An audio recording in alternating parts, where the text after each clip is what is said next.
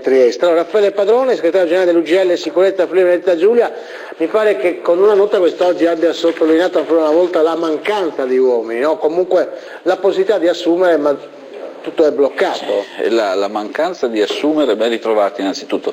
Sì, la mancanza di assumere, ma di questa, come lei chiama Italietta, no? Che io invece la metto col GL, Italietta, perché veramente è una cosa incredibile. Allora, sono andati via nel 2013 5.000 uomini, circa 5.000 uomini, più di 5.000. Hanno bandito un concorso, direttore, per 1.600 agenti. Benissimo, cosa hanno fatto? Hanno fatto il concorso, vi hanno partecipato circa 18.000 ragazzi, giovani, veramente giovani. Bene, cosa succede? Che ne hanno assunti 800 subiti e li hanno fatti partire per le scuole di polizia.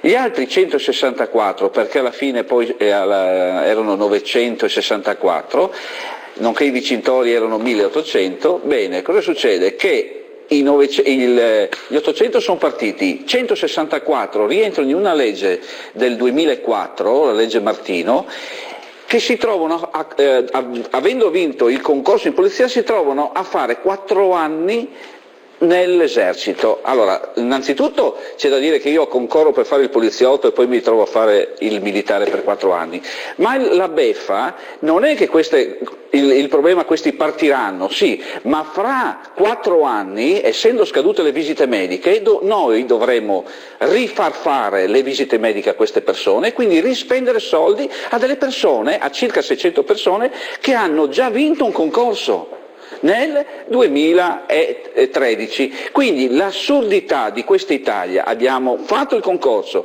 l'abbiamo fatto per 1.800 persone, ecco qua il risultato, e poi ci si lamenta che basterebbe un decreto e aprire la graduatoria di altre 500 persone. Va bene, e invece grazie, non gliene importa niente a nessuno, se il nostro ministro Raffaele Padrone, grazie, datemi la domanda.